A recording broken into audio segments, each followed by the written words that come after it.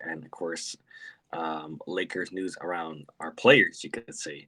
So let's start with the players right now and talk about LeBron James and AD leading Team USA, as I believe their opening ceremony is tonight, as of course they are in Paris, France for the Olympics. And of course, LeBron James is our flag bearer along with Coco Golf from tennis. And for everyone here, what is your thoughts about Anthony Davis and LeBron James heading to Team USA in the Olympics? Are they at least the standout guys? I think I saw on Twitter that AD and LeBron are, you can say, the majority of the stat line leaders for Team USA. So, how much confidence do you have in them, and just are they the leaders of this team? Yeah, for sure. And I'll even narrow this down a little bit more. I feel like LeBron James is the leader in the first unit, and AD is the leader in the second unit. Like you said, we were looking at those stats on Twitter. They lead in every category. It's either LeBron or AD putting in some type of work. So I'm really proud of our guys. I mean, it just shows you that with the right pieces around us, we can still be a competitive team. I think Jay kind of hit it on the point, and Alex, like we we want some type of move going into the season to give us confidence we can win. Whether that's like a smaller move to get a role player, maybe another wing type player, maybe that's the move D'Lo for some other guys. I don't know, but we see what LeBron James and AD are doing. They're putting in work. I think I've seen this clip.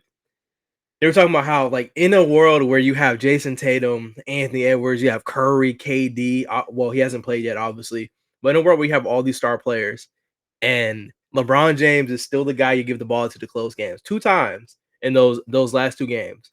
LeBron is the guy that you go to close. It just shows you how dominant he is at 40 years old. So, for Lakers fans, like, give a little bit of hope.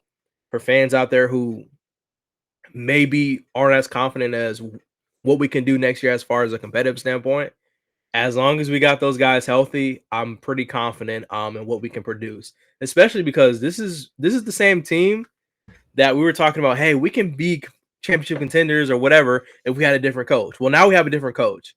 We have a really good rookie coming in Dalton Connect. I think people were kind of forgetting about that. Bronny James, I think for the most part, he's going to be kind of like a G League type situation, which is okay. But what I've seen from Team USA is that AD and LeBron James are locked in. They're ready for this next season coming up, and I'm confident that as long as those guys are healthy going into the season, no matter what happens, we should be okay. And another thing that reassures me too is LeBron's comments early on in the process, how he said, "Hey, it doesn't matter who's on this team. I'm here to win, and I'm gonna do whatever I can to help us compete." And having that type of answer, especially in a stagnant free agent period for us, where we haven't signed anybody, if LeBron's okay, then I'm somewhat okay too. So I think Rob Pelinka still has time to figure things out. It's not like the season starts tomorrow. But I would like Rob Pelinka to pay attention to the Olympics and see what they're doing on the court and understand that this is a rare moment for us to actually still have a chance to compete at a high level and win championships. And you have to do your job like AD and Brown are doing their job to help us bring back gold. So Olympics basketball, proud of our guys for leading that team. And I'm really, really excited to see what they do in these next upcoming weeks. Yeah, and I see we have some people joining from Twitter. I set up this playback stream for our podcast that we've been doing for a long time. The other 3 in here with me have been doing this podcast for over a year. We're super proud of it. And if you're joining from Twitter, come over to playback and join the room. We're just trying to figure out how to stream it on there, get the stream key and all that. But it looks like it's live on my Twitter right now. I appreciate you guys. We're just talking Lakers basketball. We're talking Team USA basketball, and it's always a good time. And when the season starts, we're going to be able to watch some games live together and react to it in the moment using the features that Playback has. So appreciate you guys. Go over to the Playback and join the room. And then on the question that Allan had, just with Team USA, I think Earl put it best. LeBron's kind of the leader of the first unit and of the whole team in general in terms of a mentality standpoint. And AD is definitely the leader of the second unit. Him and Bam in the second unit specifically are just a great combination on defense and offense. And if I'm watching all this and I'm Rob Pelinka, I've said this before, I tweeted this as well. I don't understand how you don't make moves when you see how effective LeBron and AD still are at their age right now. What they've been able to do on Team USA. It's an exciting time for them, and you have to capitalize on that when you're in the NBA, when you're a GM. You have to make moves around that to put them in a position to compete for a championship. And I think for a lot of us, like, we don't really believe that we're there yet right now. And we want to find a way to get there. And there's still a lot that needs to be done. So I think, we are going to have a show, even if it's not today, a trade happens. There's going to be a show where a trade or two happens. That's still my prediction. I'm leaning probably more towards August. And history tells us that the Lakers can make a trade at a very random time, whether it was Patrick Beverley for Talen Horton-Tucker in August 2 years ago in the offseason, Rui Hachimura randomly in December a year and a half ago, the Russ trade, other things like that. So don't think that our GM and our front office is sitting there doing nothing at a crucial time in the offseason. They are making calls. They are trying to put something together. And when the prices on some of these guys go down, we're going to be able to make some moves. I think one thing I'm looking at in particular, not to stray away too much from Team USA talks, but in terms of putting guys around Bron and AD, I've seen a lot about the Warriors wanting to trade for Lauri Markkanen. And if they go and do that, you would think that the Jazz would be a lot more inclined to sell some of the rest of their guys. Guys we've heard attached to the Lakers, like Colin Sexton or Walker Kessler, Jordan Clarkson to some extent. Those are guys whose names have been floated out in the media. And I think for a team like the Jazz, you first focus on that Lauri trade and see how much you can get back. But after that, like, you're very likely going to want to trade those other guys you have who have value. And I think that's when we can see the Lakers emerge. And that is coming up soon. I think it was August 6th that the Jazz have to either extend Lauri Markkanen or run with him going into his free agency year, which isn't that beneficial for them as a tanking team. So a trade could easily happen for him before August 6th, kind of clearing the way for the Lakers and the Knicks and other teams who are really interested in Walker Kessler to get in there and try to find a trade. Yeah, I think both Earl and Jake have brought up some really good points. First of all, for those that are coming from Jake's Twitter, welcome. Hi.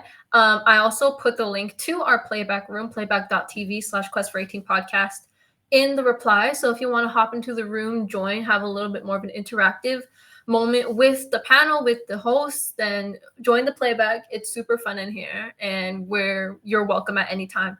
As for Team USA, I think having LeBron be the leader of Unit 1 and AD being the leader of Unit 2, that's really what it looks like right now. A lot of people were really debating on, like, should AD be even starting or not, but I think seeing how AD really not only leads the second unit, but also combines really well with Bam in like a two-way perspective of things has really honed in on what the USA has over a lot of teams, and that is depth. A lot of people see Team USA, they always see this like star-studded roster and talk about how there's all this amazing individual talent. And although the talent is obviously rising in other international teams as well, I mean, USA has not had the easiest pre-Olympics exhibition either. We saw that. One of the things that people always hone in on when talking about Team USA is how star-studded this team is in terms of just like sheer quality of talent, and that goes into depth. So being able to split up the responsibilities like that, having AD kind of step up, especially on the defensive aspects, although, like, again, two-way player, I think he's been doing a really great job two ways. I think that's really helped Team USA a lot, and I think it's just really nice to see, like, they are leading every roster. I have some stuff up. I think LeBron leads in average points, AD leading in average rebounds, and Bron for assists, and there's obviously other stats where those two are really leading the way to a certain extent, all with like semi-limited minutes. As to how this ties in with the Lakers, I think I think it doesn't solve every single problem. It's a little reassuring seeing just how high quality basketball that LeBron and AD are, seeing them like really being in the mode of like getting in the game during this preseason with the Olympics. I think LeBron and AD were never fully the problem. I think the problem has always been building around them or building while they are there. And that is something that we're still very much experiencing in this offseason. And although things are obviously not over, it is still July, and things don't really start up with the season until October. There's still like less and less options in the free agency market, even in the trading market. I think Jake may be right in the fact that like the Jazz haven't like fully closed off, or at least it hasn't looked like it. But it is still true that other teams are closing off their doors in the free agency, in the trade market, which is probably what we have to rely on because our roster spots are full. So I just hope that it kind of adds as more incentive for Rob Pelinka or anyone else in the front office to just really make moves as quick and efficiently as possible. My motto for those who were part of PSF in the past, I'm going to bring it over here, is always that it's better to make no trade than a really bad trade. But I think seeing how AD and Bron are still such a high level duo, and seeing how like so many ways you can build around them, I just want this to act as kind of an incentive for the front office to really take things seriously, to really do more than just put down the ground level deals, to really negotiate actively. And yeah, that's all I can really say on the Lakers side of things. Yeah, I agree. I think one thing we kind of all said, um, let's not just do a trade for the sake of doing a trade or sign a player just to sign a player. I think the biggest thing I can think about is the Rosen thing. I can see how that could have went wrong. He doesn't really fit the play style we're looking for next to LeBron James and Anthony Davis. And they could have tried their hand at doing what they wanted to do with Clay, a little sign and trade for D'Lo to free up cap space, pay him the money he wanted. But I'm glad they're kind of just not trading just to trade. Like at this point, I would almost rather run it back somewhat than get another Russell Westbrook type situation where we're stuck on a contract that's not tradable, and we lose what little assets we have left right now. So I think it's just important for Lakers through this time, just find the right deal. Like I know it's taken a while. I'm impatient about the situation.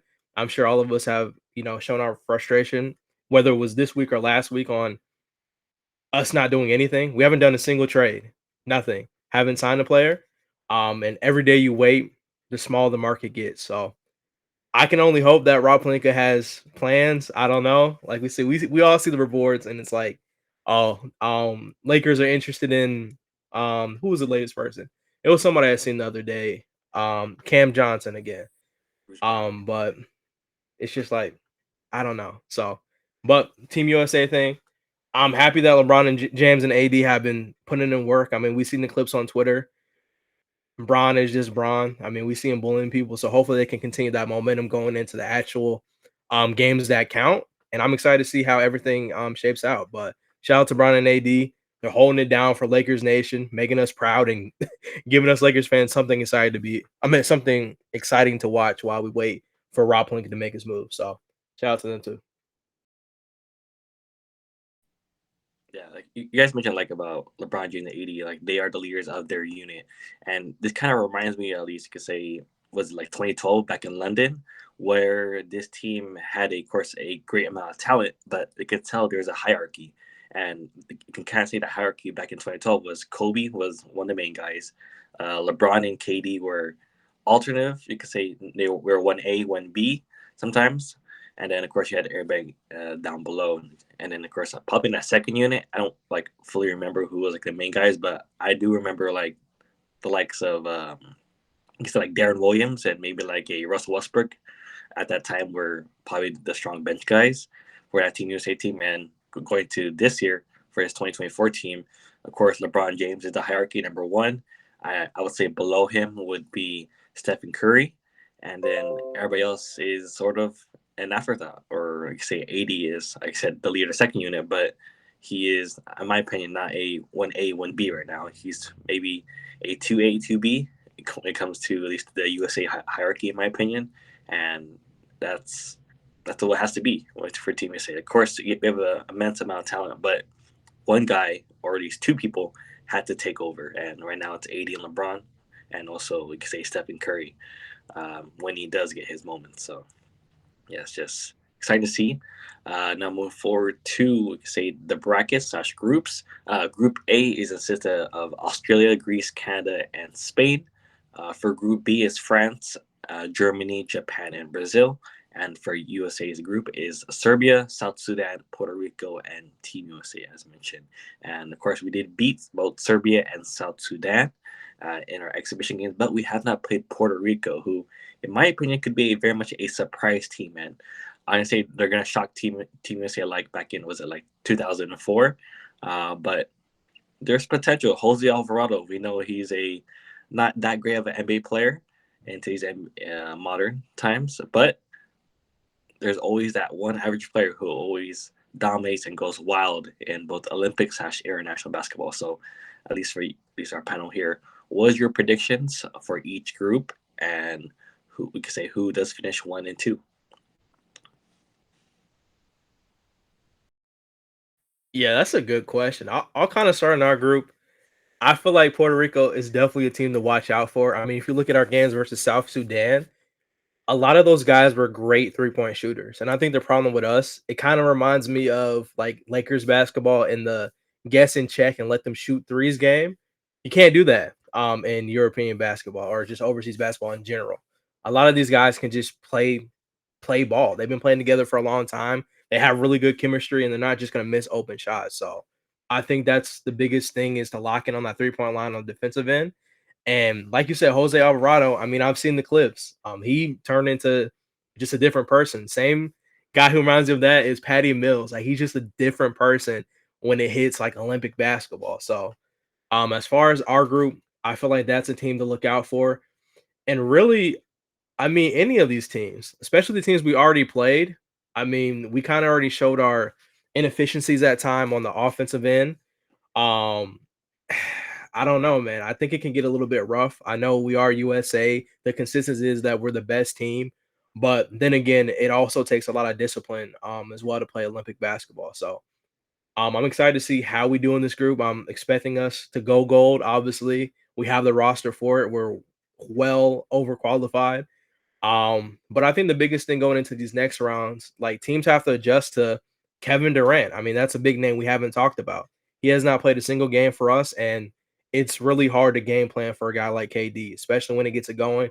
We're talking about a 7-foot guy. I know I've seen the reports he's not 6'10. We've seen the clips. We've seen plenty of videos and pictures of him sending us a 7-foot dudes, making him look like 6'11. So Kevin Durant, the 7-foot small forward, is pretty much unstoppable when he's high. So I think teams have to adjust to that. They've seen one style of us playing, especially in these expedition games, and that style could very much change with Kevin Durant on the floor. And rotations can change as well. So I'm really excited just to see how we do. I think our group should be fine. Another group I'm looking forward to watching is obviously Japan. I want to see what Rui's doing. I've seen him have some really good games so far. Shout out to Jake on Twitter for putting us on, as always. But yeah, I'm curious to see how he does in his group and see if they can kind of try to compete as well. Yeah, 100%. I'm excited to watch Japan as well. I also agree with Allan that Puerto Rico could be a sneaky team.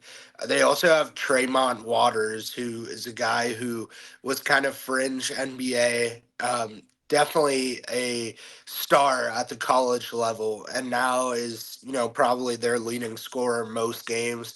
I'm not worried about Team USA. I do think ultimately we'll still win the gold, but it is interesting kind of comparing and contrasting to past Olympics where, for example, the Dream Team, which I believe was 1992, played 9 NBA players. in the Olympics. This current Team USA is playing about 61, I think I saw, NBA players. So it's very different times just internationally. These countries have gotten a lot better, and you have to respect it. But adding KD to the mix with these guys will be a huge addition. And in our group in particular, I know Jokic would love to take down Team USA. From the exhibition games I watched, I think one of the takeaways is even though it is just exhibition, you could still um, find a lot of similarities to any other game. Like, I still think that we were getting teams' best shots, whether it was that South Sudan game or Serbia or any of the other games we played, Australia, Canada, whatever. And we still prevailed throughout that. I don't think those teams are going to magically become super different now that it's the group stage versus exhibition. But you definitely have to respect your opponents. And kind of as Earl was saying, one of the biggest things that I've taken away too is we have a tendency to just let people shoot open threes on Team USA. I don't know if that was part of the game plan by Steve Kerr and them or just something that's happening and shouldn't be. But I don't think we should be letting everyone shoot in an era where everyone can shoot. And I think when you start playing that game, it becomes dangerous. You don't know if a random sharpshooter on any of these teams can go off and get you in a hole that it's hard for you to fight back from. But I've also noticed on a positive note, when USA does go down 6 or 10 or whatever the case may be, they've always been able to claw their way back and switch the momentum. And that's kind of a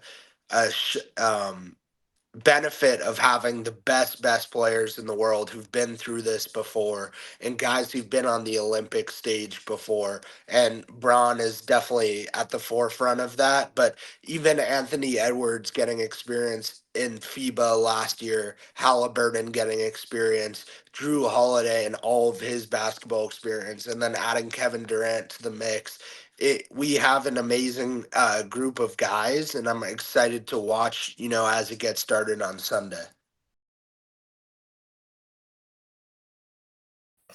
Yeah, I'm really interested to see how this Olympics campaign goes. I feel like, as everyone's been kind of hinting at, the level of international basketball just keeps getting better and better and better. It's not at a point where we can just easily say with ease that Team USA will win it all. I still have Team USA as the favorites. I still think they can go one in their group, but I think the other three are really going to battle out for that second spot, maybe even who will upset the first spot as well.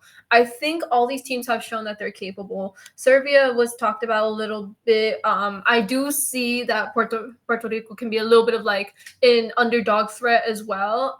Even in the team that wasn't talked about as much, South Sudan, we literally just like scraped the win against them in the exhibition too.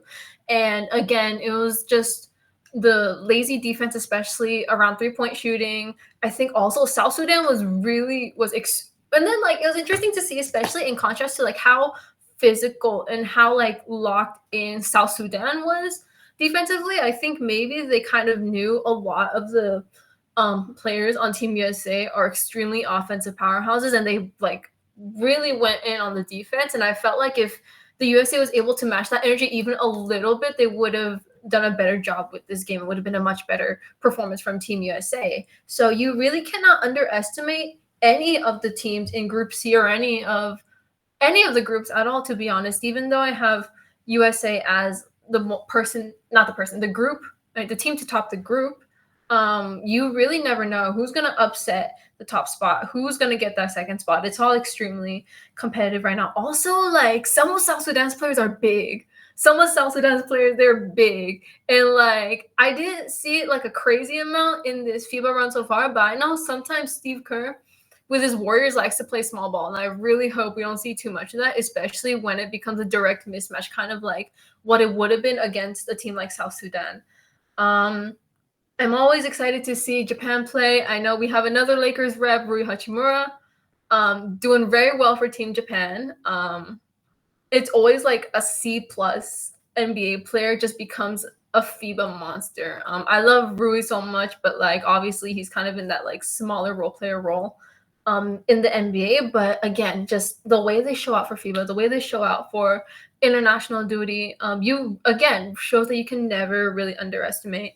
I'm interested to see how Spain goes. I feel like Spain is another team in Group A that we haven't talked about yet that is always seen as like international favorites. And I think especially seeing how the EuroLeague itself is also developing. We've talked about how increased amount of NBA players has led to international development, but I think even the EuroLeague has been showing some really high level spurts of basketball, and especially the Spanish teams in that side as well, the Barcelonas and the Real Madrids and whatnot.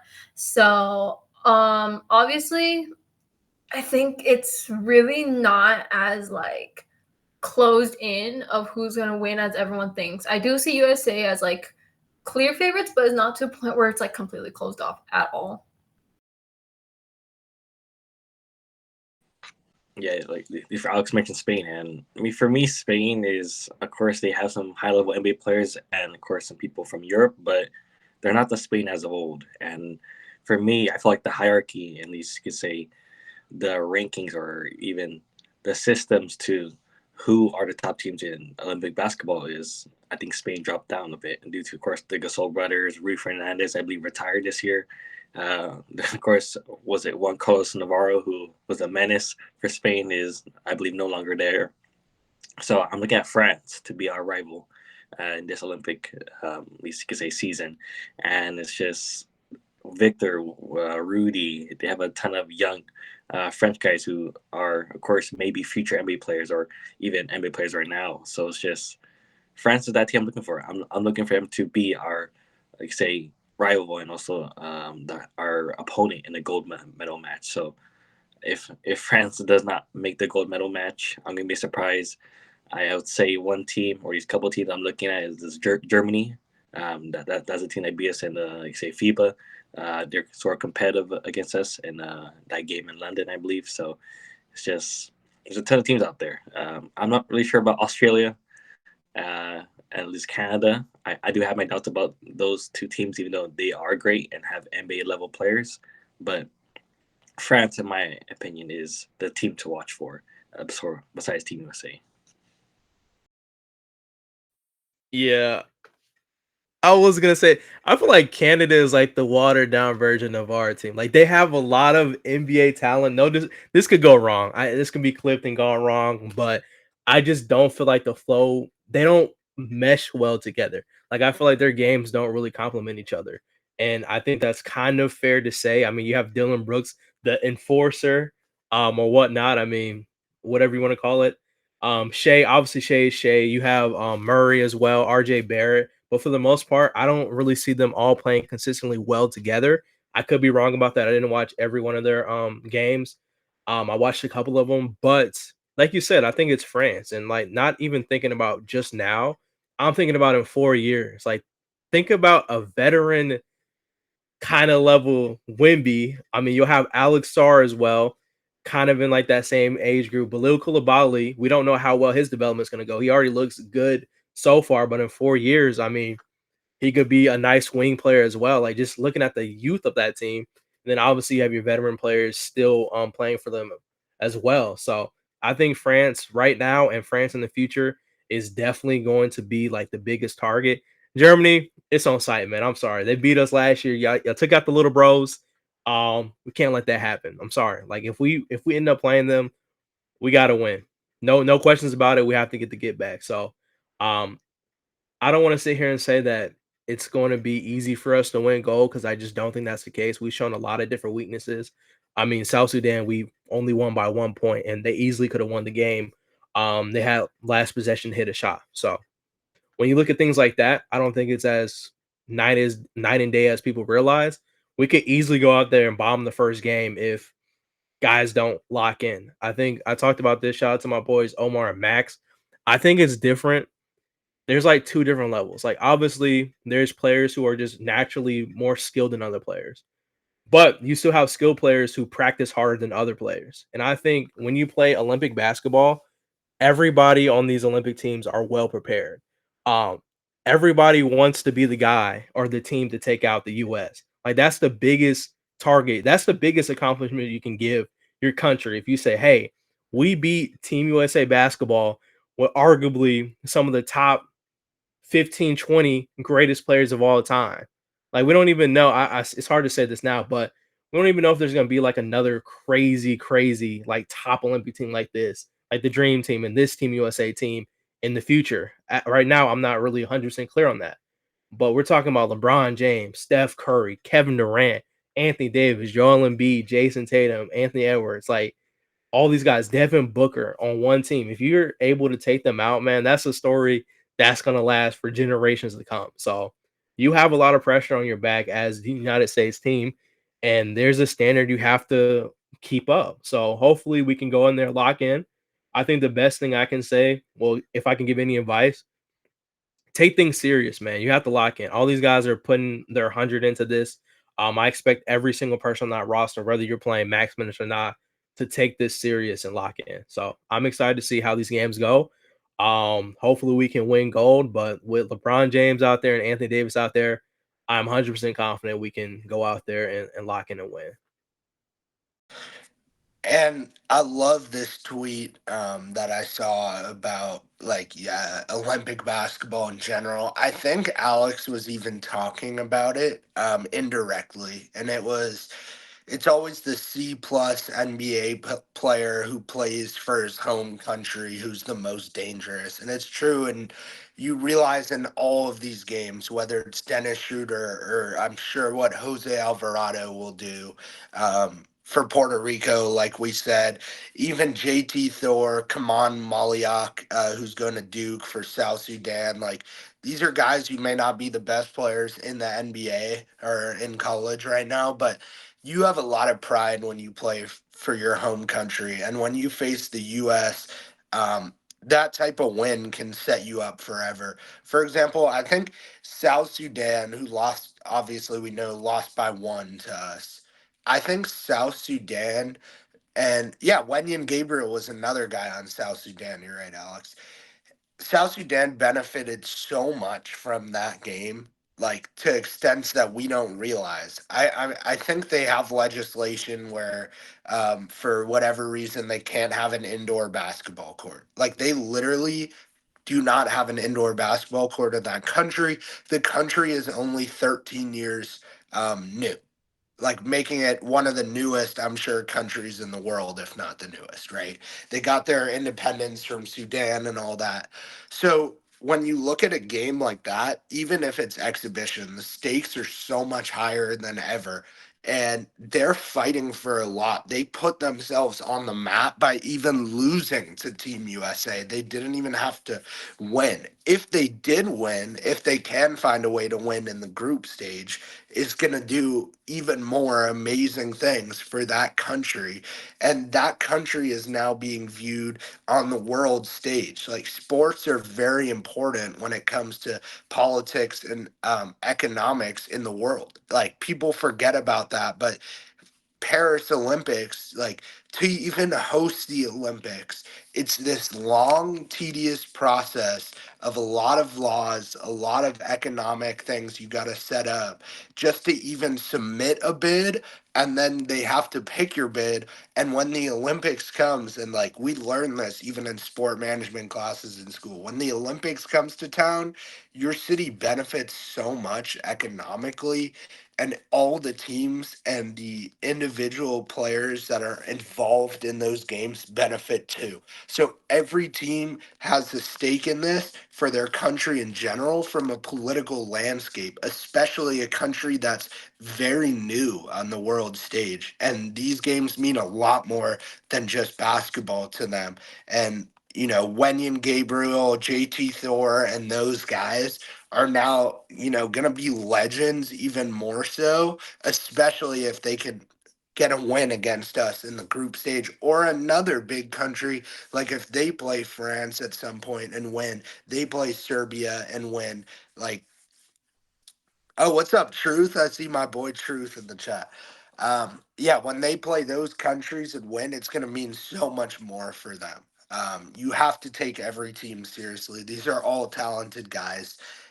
if you're in the Olympics, you have a very talented basketball team. People forget it's not so random that you get picked just to go to the Olympics. You have to qualify, and a lot of teams don't. And Luka Doncic, for example, and other NBA players who are on his team with Slovenia, they didn't even qualify. So they're a level below South Sudan, who's a brand new country, as we said, right? There's teams who barely make it, like Greece was a question to even make it. We may have not been able to watch Giannis. So it's an honor to even be in the Olympics in this group stage right now. And every team is kind of fighting for their life.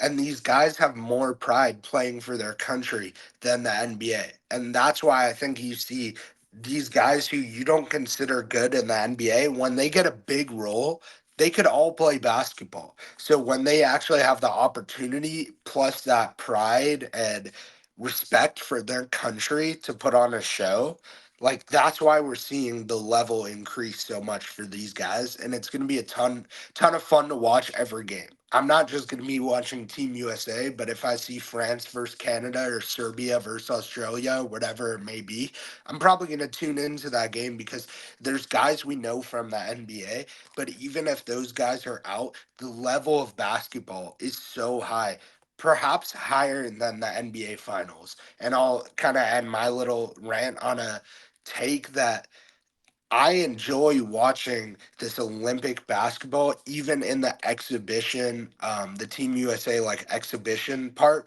way more than the NBA finals. And not because I dislike the Celtics or Mavericks, but I genuinely believe it was better basketball being played right now. And that's the kind of the amazing part about the next month and what we get to see. I'm so glad you touched on this point. I feel like as someone who's trying to go into sports journalism as well, this is one of the things that I always try to preach, whether it's like overtly or just like subtly in my writing, is that sports is not innately apolitical. I'm so glad that we touched on this. I think that is probably why these like NBA players who, if I was like, we're just a role player, at least we're in the NBA, or at least we can go off to a different league, don't show as high quality of a performance in like league play. They go off into country play and they play as if this is like their only opportunity to wear their country on their shirt, even if they're like givens for the national team. There's reasons why we see, even like as a soccer fan, from like soccer perspective, we see why like government officials from certain countries talk about affairs relating to the teams. And I think that really goes for sports. And I think that was one of the most interesting things about the Olympics, even the discussions about like the good and the bad about this Olympics as well, and how Paris has been handling it and whatnot. I just think it's super interesting to see that sports is not innately apolitical. I think it is more than just a game. It's in the NBA, obviously, or like whatever league, obviously, but especially when you're playing for the country, you're playing for the Olympics, it is always more than just the game. And I think it's really interesting to see how that comes out. I remember Wenyan Gabriel's post-game speech. He had like a little speech with one of the interviewers after the South Sudan USA exhibition game, pre-Olympics, mind you, like not even Olympics yet, but like pre-Olympics. And like that really did set such a strong precedence for South Sudan, where like Lord even knows how far their campaign is gonna go. Like, what do you think that speech did for that entire team's morals? Not just from like a mood perspective, but from like a country's pride perspective. So I think what's interesting about Olympic sports, and I think I have a friend who's like really big on like international basketball too, and this may or may not be one of the reasons. I think that's one of the most interesting things, is just seeing how it's more than just like gameplay, game analysis, but just like really like the heart, mind, and soul of like what every single player is doing as well, more than any other space of sports.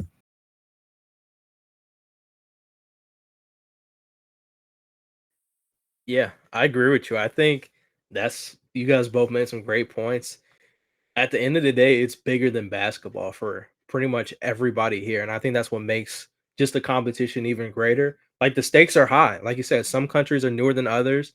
Um, and everybody wants to put their bid in to be able to be a team that can one day host an Olympics. And just the economic growth in those areas, like what that can provide for just the country, is huge, especially for a place like South Sudan. And then yeah, when I heard about like them not having any indoor basketball courts as well. Like, it just shows you like their dedication. Like, they're going out there, they're playing basketball outside, practicing, training, just like every other Olympic team is, and they're out there competing, almost beating the US team, lost by 1 point. So when you see a Wendell Gabriel speech, talking about like just the pride of his country and stuff like that and how much it means for him to compete, it's huge, man. It just shows you a lot of these things are bigger than basketball. So I'm really excited to watch just the competitive nature in all the sports. I know we all are. I know this is a basketball podcast, but like just Olympics in general, it just shows so much different variety. And it's so amazing to watch like all these countries come together and just compete. So I'm locked in. I think you guys made some great points, and yeah, I'm excited to see what teams kind of emerge, what sleeper teams we can see potentially happening. And yeah, it just shows you it takes a special type of team. Like, I didn't even think about that.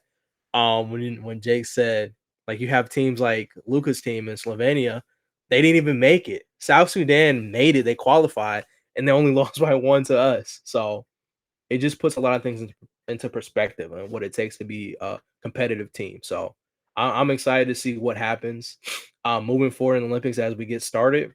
Yeah, but shout out to South Sudan and shout out to all the underdog teams and countries out here trying to compete at a high level. Yeah, and as mentioned, feel free to drop any hot takes, questions down in the chat, and we'll do our best to get to them. At least our question around here, at least for you guys in the chat or people listening, drop down what will be Team USA. Will they win a gold medal? Will they finish second place? Who will upset them? Could be France, could be Germany, could be was it Australia or Canada? So feel free to drop it down in the chat, and we'll get to them.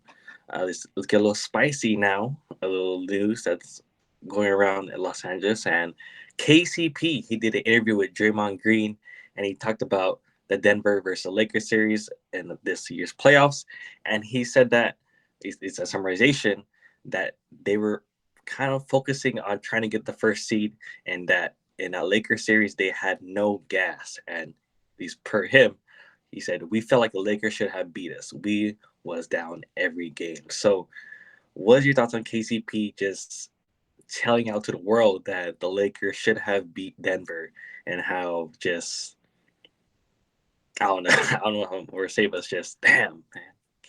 Even KCP recognized that they should have lost that first round.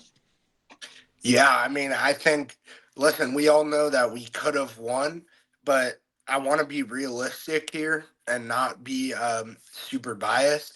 I do think if we even had beat Denver, which still was a tough task, it may not have worked out well for us against a Minnesota team that, in my opinion, matches up very well against us. Similar to how we kind of played against the Thunder, I felt like Minnesota played against us, where we were, the team kind of, uh, not on their level, and also matching the height that they have and the strength at the wing position.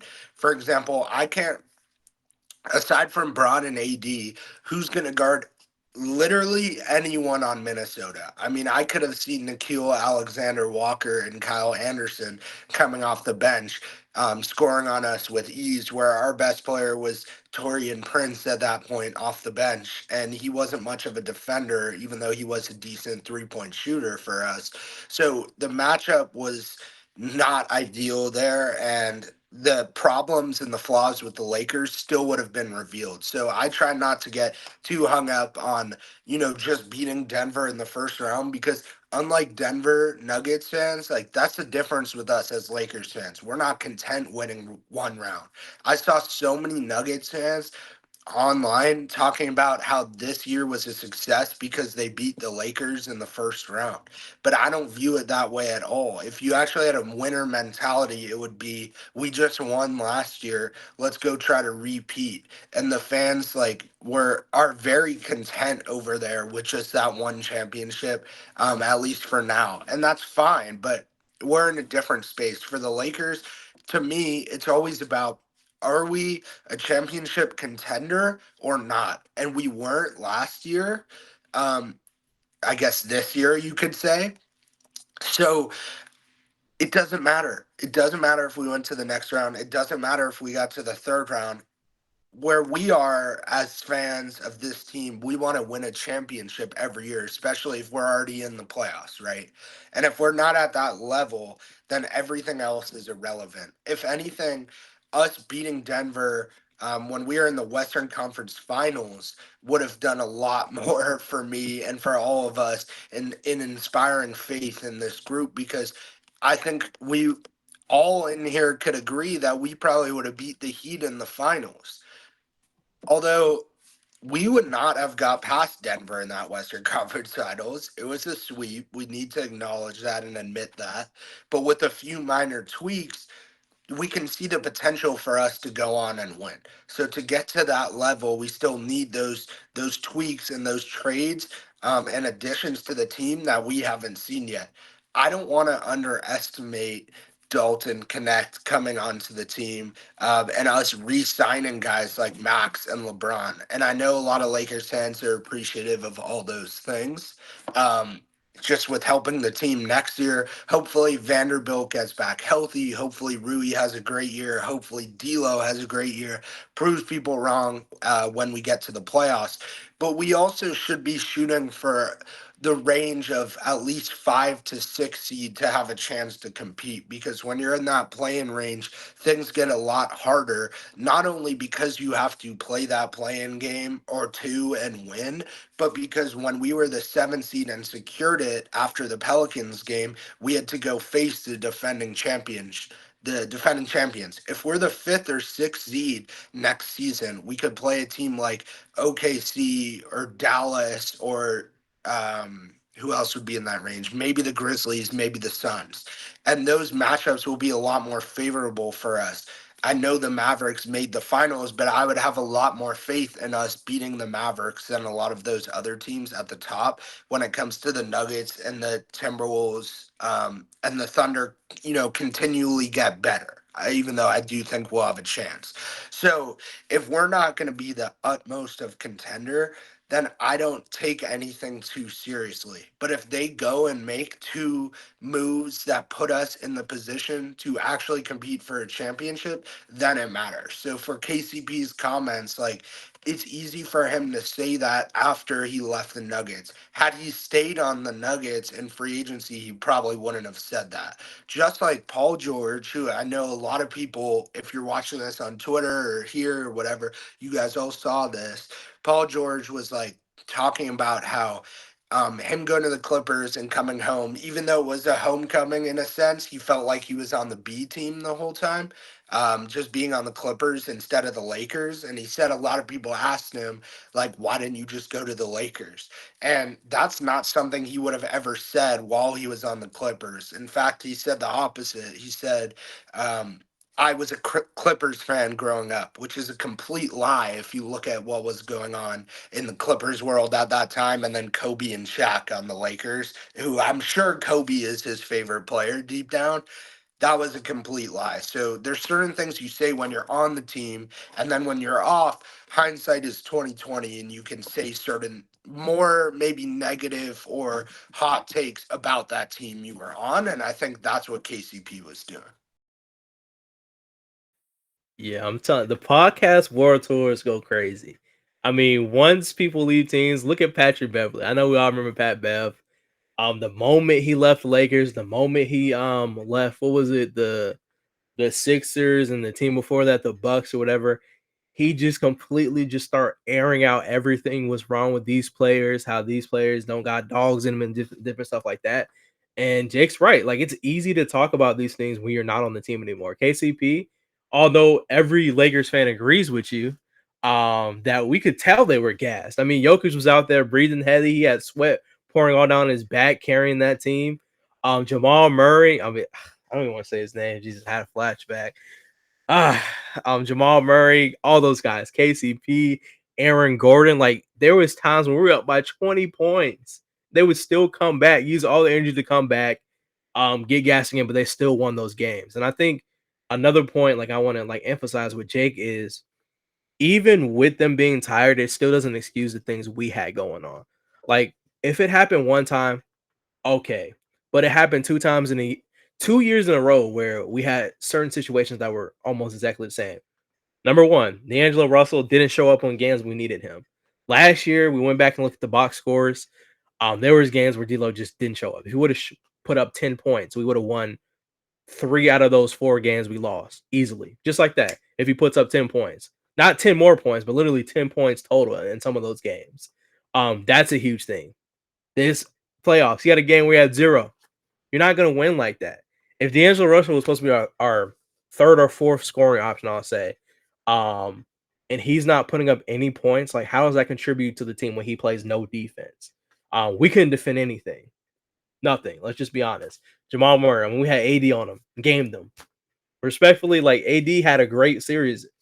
He had a great series, but like having to rely on him to get a game-winning stop on Jamal Murray because we have no guard defenders none that were played. Max Christie, no offense to Darvin Ham. I've kind of moved on from that, but yeah, it was just little things that we possibly could have changed that just never happened. So I think the biggest thing with us is, like we said, we're not content with winning like singular games. We want championships. I don't care if we go to the Western Conference Finals. It's a failed season. Like, yeah, we made it far. Cool. We had a chance to win a championship, but we didn't. Like, the season's over. I'm not gonna harp over, oh, we made it past 2 rounds. We won those huge battles. Like, yeah, it's cool, but we didn't get anything for it. Like, there was no ring. So it's no placement prizes for Lakers fans. I don't know. It's just it sucks. Like, I know Nuggets fans. Shout out to old friends at PSF, but there's a lot of crazy chatter with Nuggets fans over there, man. They would get so happy. Oh yeah, we beat y'all. I don't care. We won one game. We won this series. That's enough for me. Like, how can you be content with just beating us? Like, is that like your grand prize? Hey, I took out the Lakers, and 1 week later I'm at home just like you guys. Like, is there no shame? Is there no shame in that? I don't know. Maybe I'm tripping. Probably not though. And then the Clippers thing, we all knew Paul George never liked the Clippers. That's just something you say so you can go ahead and try to guarantee you that next contract that he didn't get. The Clippers still didn't give it to him. We know he didn't grow up a Clippers fan, bro. He grew up a Lakers fan. He was a Shaq and Kobe fan. We already know this. I mean, come on. I'm pretty sure somebody on Twitter can dig up clips of him wearing like a Kobe jersey or something like that, or talking about Kobe in an interview saying he's his favorite player. Like we knew this. So I think the the B team was funny. It's just funny hearing him say that when we already knew these things. So yeah, more of the story is guys, after they leave teams, they go to podcasts, they gossip, and stories like this come out. KCP, while I agree with you that y'all were gassed, I still think with Darvin Ham, there was a limit on how far we can go just in general. And we, as much as I was cheering for us in every post game show, back of my head, I can't put it past me that like how far can we really go with a Darvin Head led team? It's not likely that we go far, respectfully. So yeah, I think this upcoming season we have to make some type of move. Like this will be like this will be year 3 with this D'Lo slash Rui slash Vando type of centric team, and it's just not producing as well as we would hope for. So something's got to move. Something's got to go. We need some type of change to kind of give this team a little bit more of a spark. So not saying you have to blow everything up. That's not what I'm saying. But we have to make some type of change. Something has to be different going into the season. Besides JJ Redick, I still think we need some type of player change as well. So I'll be looking for Rob Pelinka to make these moves. KCP, the gossip was funny to hear. But yeah, we'll see what happens.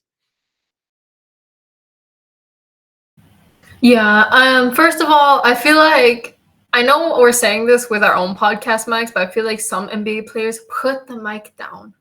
Put the mic down. I promise you, like, if you're like, okay, half of these people aren't even like retired. I was gonna say if you're gonna retire, enjoy your life out of the spotlight in peace. But like half of these people aren't even retired. KCP still in the league, Draymond's still in the league, Pat Bev is still playing, but he ain't in the league for understandable reasons. But yeah, put the podcast mic down. I think in terms of what KCP said, just like pure substance of like the pure words of what he said wasn't at all wrong. Like we should have won. There are many moments where we're leading the half by 10, 20, and we still lost the game. The series still ended 4-1 in games where like more than one of those times we should have, could have won all of that. And I know that Darvin Ham's coaching tactics were definitely a huge miss in terms of what the Lakers had going on the last 2 seasons. That being said, I still 100% agree with what Jake and Earl have been kind of harping on, is that we had a lot more problems that really wouldn't have affected how good our run would have been had we even beat the Denver Nuggets. I think our next opponents most likely would have been the Timberwolves, and like they had some sizing advantages, rebounding advantages, huge defensive advantagements that the Lakers had yet to address. And some of that is coaching, some of that is also just like how roster management was also handled. And I think it is true that like the Lakers fans, a lot of us, we strive to be contending teams, even though we've been through a lot of rough moments in the 2010s and 20s and whatnot. We still strive to always be that dominant team, always being that A team. I mean, even Paul George said it himself, the Clippers are the B team after all. It's only obvious who the A team of LA is. However, I say this and hope that the front office is also feeling the same way. I kind of worry that the front office, especially like Jeannie Buss and those in charge of really marketing the team and owning the team, they kind of write off the nostalgia that we're like a big team, that we're the big dogs of the league, just like the nostalgia of it, the branding of it. But like they don't really make that many moves to ensure that we really maintain that dominance in terms of roster management, in terms of just like in terms of like how they handled the coaching search until like even recently. I think JJ Redick seems a lot more promising than Darvin Ham. It's too new to tell, but until recently, it took them so long to even hear the criticism that the Lakers fans and even players had about Darvin Ham and his staff. So although a lot of us fans, we do see the Lakers as like the big team and we really want to strive to be championship contending, I kind of hope that the front, and I hope they prove me wrong, that the front office and especially Jeannie Buss and those in charge of marketing only use that big team image as an image and not like something that they really want to keep going in terms of performance. Yeah, and I'll just say this real quick. I don't want to bash Ham, but it's been a while since I said it. I'm sure Darvin Ham is a great individual person, great family guy, great dad, husband. But as a coach, he's one of the worst coaches I've seen. He just continues to continue to make the same mistakes, never made in-game adjustments. Like that's part of being a coach. And he just didn't have any type of, he had no bag. Like when I think about what Darvin Ham brought for us, I can't remember a single thing like basketball related that made our team better. Like he was brought on to be a player guy, but he couldn't connect with our players. Nobody on the team really likes him. You have clips of every one of our players having some type of negative reaction to Darvin Ham. And like that's a terrible rep. Like how can you see that and let him sit there and coach for like 2 years? How can you sit there and watch that? Like even with the coaching staff in general, like you couldn't even hide Darvin Ham's inability to coach this team. And it was such a setback. Like think about just the team in general, like the starting lineups.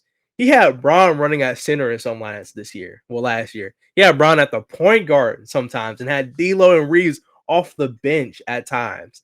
Rui didn't even get his strides as a starter till late in the season when we went on that run where all of our starters were averaging like 15 plus for that short amount of time.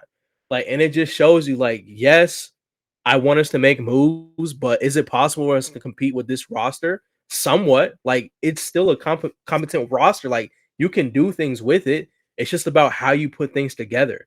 And I think JJ Redick, just baseline adding JJ Redick, makes us a better team. Like, he's a guy who understands the game of basketball.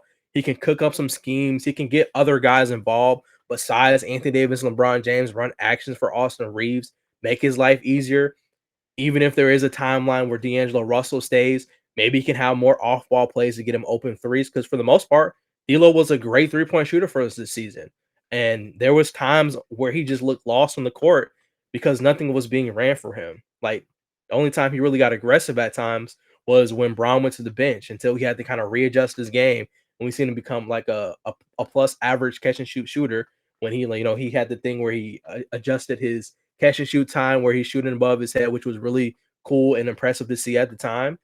But I'm hoping that if bottom line, if nothing happens, I'm just praying that JJ Redick can just produce better than what Darvin Ham did, and I'm really confident that he can, just off of just his basketball mind and ability to create and implement the right type of plays in general. Like he's been around the game, he knows what's been ran around the league. Like he's been in those type of systems, and I'm hoping that he can make life easier for our role players, as well as running those pick and roll actions with LeBron James and Anthony Davis, and making sure our defenders are set up in the right spot. And like I think Allan said a couple weeks ago, the biggest thing that I was impressed with JJ Redick was rebounding. That's the first thing JJ Redick ever talked about was rebounding. And we sat here and complained about us not grabbing boards. The only time you're getting rebounds from this current team was Anthony Davis and LeBron when he wanted to. Keyword wanted to. When LeBron wants to go get a rebound, yeah, he can go get a rebound whenever, but 9 times out of 10, you're not going to get that aggressive Bron on the rebound games every single night. So having guys in the right spot to grab boards, whether it's offensive, defensive, that's huge. Aaron Gordon was torching us on the glass. He was getting free rebounds every single game because he was in the right spot, and nobody was there boxing out or on the glass at all. So baseline JJ Redick, I'm taking well above any level of Darvin Ham. I'm sorry. And I'm glad, shout out to the Bucks.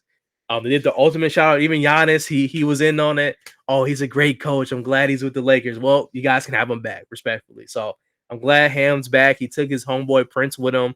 Congratulations. You guys do what you got to do over there. And I'm confident that regardless if we make a big move, this baseline team with JJ Redick, I promise you guys is going to look a lot better than what we've experienced the last 2 years. So just to give everybody somewhat of a confident ending to like this coaching type segment.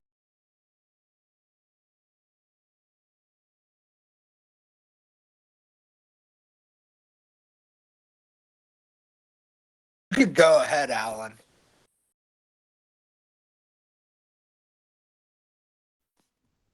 I could share some quick thoughts too, while Allan works on the Twitter. Oh no, you're back. Okay, awesome. Go ahead with the next stuff. Yeah.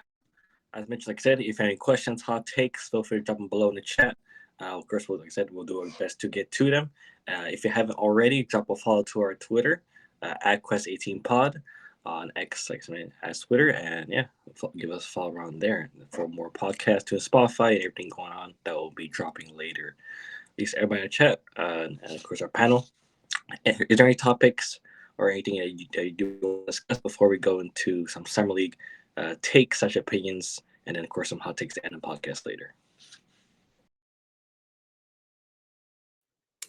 I'll just say it's been a couple weeks. Who's one player that y'all feel like it's kind of, I don't want to use the word easy, but it's obtainable for us to get that you would like on this team? Yeah, I'll go. I think just because of the amount of times we've heard these two guys that I'm gonna say. Number one would be Cam Johnson, who JJ Redick is a huge fan of. If you've seen the podcast with him and JJ, I know I talked about it with Earl and Allan. I think it was even like 2 months ago now, but Cam Johnson would definitely be interesting. 3 and D, big wing, kind of the mold of the NBA right now. Nets want to lose as many games as possible, so it should be doable to find a trade. And then another one is Bruce Brown. The Raptors are also kind of in tanking mode at this point after trading Pascal and OG. They obviously want to build around Scotty Barnes, but Bruce Brown is kind of an unnecessary guy, you could say, to still be there. He's been connected to the Lakers for 2 to 3 years now. And I think, the reason that we haven't seen stuff like that for either of those guys or for Walker Kessler with the Jazz or Jeremy Grant with the Blazers is because although all those teams are tanking, the market really hasn't started to move post free agency. I'm referring to the trade market. So when someone makes a deal, like I said, when it's Laurie Markkinen, then you can expect other deals to follow when the prices are more set for what they are right now. Because if you think about it from a team's perspective, like as Lakers fans, we all want us to just go get someone, like go get Cam Johnson or whatever, right? But it's not that simple because the Nets in their position can at least wait until, the season starts to make a trade. There's no time restriction on them right now with where the NBA is. In fact, like in a lot of ways, you're probably better off waiting a month or two more. And that's why we haven't seen a lot yet. There's no rush. And they don't know what the best offer they can get is when teams like the Lakers or the Warriors or the Clippers in that range, the Grizzlies get desperate, right? And say, okay, you know what? We'll throw in another first or another 2 seconds or this player also. They are trying to maximize the value for themselves too. And if you look at it from a business perspective, I think it makes a lot of sense why the Blazers and the Nets and the Jazz haven't gone down that road yet for weaker offers when you have at least, 2, 3 more months. Plus, you could just wait till the trade deadline when people are more desperate then too. So that's why we haven't seen that. But those are guys who I think would fit in well with this team if we don't have to give up too much. Yeah, I think I can definitely see those two. Those are some of the names I had in mind. I was going to talk about Cam Johnson a bit. So I think I'm going to like switch it around to a player who I don't 100% think is like easy to get just because of the value, the possible value they hold to like their current team. But I'm like curious what people think about Wendell Carter Jr. I feel like there's been a lot of talk around him. Even I saw an article even like from 2 days ago where people are still talking about it to the Lakers, but I also know that maybe the Magic will value him to a pretty high extent. I also don't know if the Magic are even like a team that would be willing to negotiate with us or not, because I think they kind of like what they have with their team and are just looking to build upon it, not really lose too much. But I still wanted to ask what people thought about Wendell Carter Jr. in terms of just like a pure fit, maybe next to AD or whatnot. So yeah, it's because my answer to the original question was Cam Johnson. So I kind of like flipped the script and I'm like wondering where do people currently stand with Wendell Carter Jr., who's been kind of a name that's been cropping up here and there in the. Well, I'll add one thing on Wendell Carter Jr. We know that the Lakers have been connected to the Magic in a sense through D'Angelo Russell for the last 6 months. The Magic have leaked, I guess, or someone leaked that they're interested in him. Obviously, he came back to the Lakers. And if I had to guess, as someone who's been around that NBA world, I could certainly see the Magic offering D'Lo, 8 million or 10 million in free agency, like a low ball. And D'Lo got word of that and went back to the Lakers. I do think that that makes sense as the Magic. Like, you don't want to pay him that much outright, but you may be okay acquiring that salary in trade if you also get off of a problem they have of having too many bigs. It's been a long time that they've had too many bigs, going back to when they had Mo Bamba, but certainly with Jonathan Isaac, who you can run as a small ball five, adding that to Wendell Carter, Paolo, who could also be a small ball five. I believe they signed a couple other bigs. They re-signed Goga Batazde. They have a lot of bigs, and they do not need Wendell Carter with where they're at right now. And something they do need for sure is a point guard who can kind of initiate offense, get his own shot in terms of 3-pointers, which they were lacking in the playoffs versus the Cavs, but also just facilitate. They don't really get that out of Suggs and Fultz to the extent that they would want, and I still see D'Lo as a great fit. So when you look at the Lakers, if there's a way to do a D'Lo Wendell Carter swap and build from there, I think the Lakers would be very interested in that.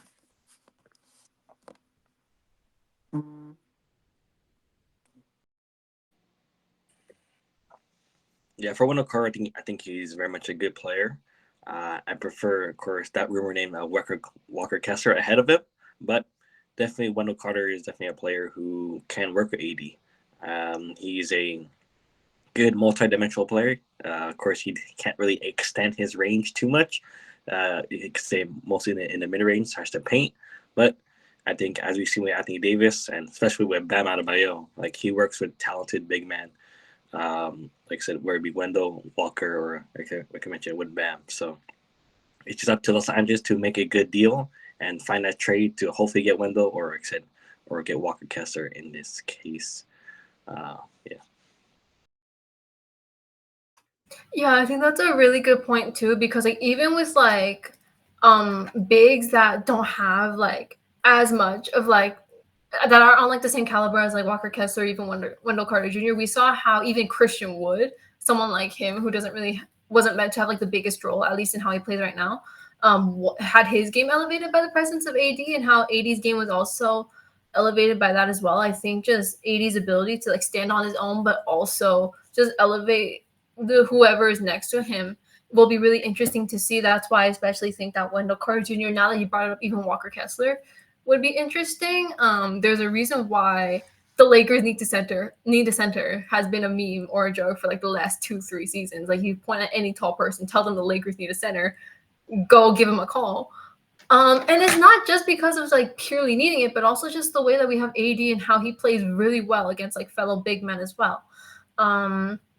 So I think after hearing what Jake said about the relations between the Lakers and the Magic right now, I think there's like limited possibility for sure. And yeah, I just think it'll be interesting to see how AD will pair up with like a big with a little bit more of a higher caliber than what we have currently right now, respectfully, in Jackson Hayes and Christian Wood. Yeah, I like all those answers. I'll throw a little bit of a curveball. I think this one obviously takes a little bit more effort as far as like figuring out the contract side of it. I would say Tyus Jones. I think in a world where there's no more Spencer Dinwiddie, thank God. I'm sorry. I'm sorry, guys. I know there were some Spencer Dinwiddie believers on Twitter I'd seen. There's a whole community of them believing he's just this great Lakers player. I'm on the total opposite side. I don't see how he brings any value to our team.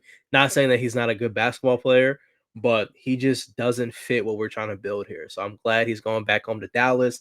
Vibes should be good there for him and whatnot.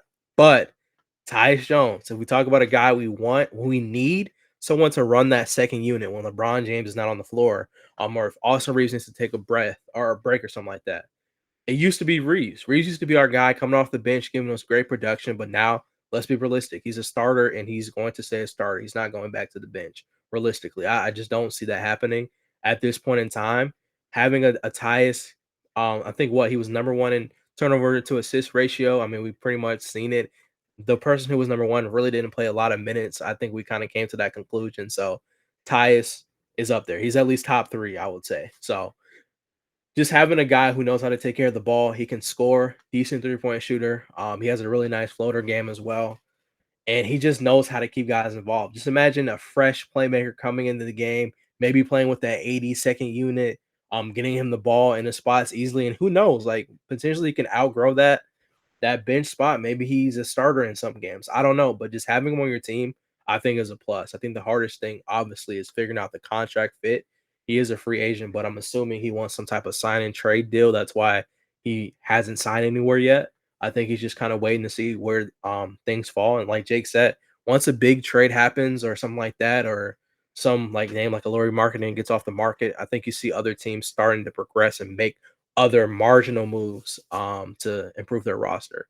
And then guys like Cam, I agree. Like I can see them waiting. Like, cause what's the rush for the Nets right now to make a deal on Cam? I think they just wait pretty much for the highest price they can find, and that's probably the deal they take or whatever fits their needs. So I expect the Lakers to try to be aggressive on all fronts. And aggressive on the sense of not aggressive in the time that they get it done, but in acquiring a player that they really want. I think at this point they're kind of playing the patient game, like, hey, I'll wait you out and see what happens. We know how Rob Pelinka is. We've seen the reports about him pretty much putting offers out there, just leaving it be, not making any encounters, and kind of playing the market. So maybe he still has his eye on Wendell. Maybe he's cooking up a Tyus situation. I mean, we have a really good relationship with the Wizards. Shout out to the Wizards. So you never know what can happen. But Tyus is definitely a name I would love on the Lakers. probably on like a bench type of role. I think that can definitely help our production. So that's the name. Like when I was thinking about that question, that's the guy who came into my mind the most. Yeah, remember our panel knows this. I always talk about it all the time. I've been a Tyus Jones guy ever since he did leave Memphis, and of course he went to back to what did he say, Washington. He's now a free agent, so like, he's been one of my guys the Lakers should at least go after, and hopefully Lakers do give him a chance, give him an opportunity to go after him. And yeah, I think as well just a couple other names to be different. I'm looking at Precious Achua from the New York Knicks. Of course, although he doesn't bring too much on the offensive end, he's a hustle guy. And at least looking back at that, say that Knicks series, like Knicks playoffs, he got a ton of rebounds, hustled, and was a solid contributor when Julius Randle went down for New York. So Precious Achua is the one guy I'm looking at. And another guy I'm looking at who possibly, if he does have a really good Olympics, is Evan Fournier. Although he's named as been linked to Lakers with some trades or some other stuff, but he's a guy, although he isn't the best NBA player, he's a good shooter. And I think the Lakers could use some more shooters. Of course, Max Christie will probably be our backup shooting guard, but I think, and of course, Dalton Kinnick will be probably a main staple within the small forward position. But look at Evan Fournier for veteran experience, and it's not always that we'll go to the young guys in Max and Dalton, and sometimes you're going to need those veterans and of course those players who are somewhat reliable. So if Evan Fournier has a solid Olympics, like let's say he shoots around 37%, maybe even 36% from three, and averages around, I don't know, 12 plus points per game in that Olympic season, I'm looking at him as a possible free agent signing for Lakers. Yeah, those are some good names. Like you got to think too. Like we have to think at those levels as well. Like guys who we can probably start signing on minimums, like we did with the Cam Reddishes and the Jackson Hayes last season. I think those are pretty similar names that we can get going for those roster spots as we clear space. Of course, we still have to make some type of other trade to clear room for these guys. But I agree, those are two names to watch. I mean, Precious, he played well, like for the contract he was given with the Knicks, and he kind of just jumped into their system. Aggressive guy, he can get rebounds, play defense. He's a hustle guy, so I think we definitely could use something like that on our roster. I do think he's a little bit more what's the word I want to use? I think he's able to finish around the rim a little bit more comfortably than I'll say like a Jackson Hayes or well, I say what's it called? Christian Wood. He can do his thing offensively when he's consistent. But like as far as Jackson Hayes level, I think Precious Achura is a little bit more consistent in that aspect of his game. So those are some good names. But I think there are similarities between Precious and Jackson Hayes, actually, in a sense. Like, both of them are a little unpolished as a big. I think what we're looking for more, even though I agree Precious is a great signing, especially on the minimum, I think we're looking more for a veteran. It's hard because, like, veteran, but not too old center who could be a bruiser in the paint. And is certainly like really polished with rebounding and blocking shots, and then also shoots threes. So basically, we just want what every team wants. But yeah, there's not a ton of targets, and like when you look at free agency, like he's definitely a name that sticks out. So if you can't get Walker Kessler or Wendell Carter, like you may have to go that route. Especially if you trade Jackson Hayes, Christian Wood, or Cam Reddish, or a combination of them, just to shed some salary and open a roster spot. But also, one last thing, Tyus is still out there. And you guys are kind of saying this, but it's very weird. Like, I don't understand how Tyus is still out there. Um, if he has any interest in going to the Lakers, I feel like you have to like explore that option now. And maybe he doesn't. Maybe that's why we haven't opened any roster spots, but you have to explore that, even if it requires giving up a second to get off Cam Reddish or Jackson Hayes, and then you can sign him to the taxpayer mid-level of like over $5 million. Yes, indeed. And of course, our last topic for this podcast is we're going to rank our top 5 summer league players from this Lakers off season, and I'll start it off. My number one top summer league player was Dalton Connect. Number two, I'll go with Blake Hinson.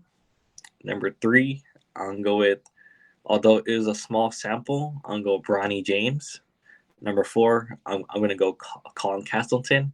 And number five, I'm going to go Armel Traore as my top 5 Lakers Summer League guys. Of course, I know I left out Max Lewis, but in my opinion, compared to the other guys who I named, I thought they done better than Max Lewis. I thought Max could have had a better Summer League season, and he could have averaged, in my opinion, nearly, I don't know, 15 to maybe 18 points per game, and he averages around 9.8.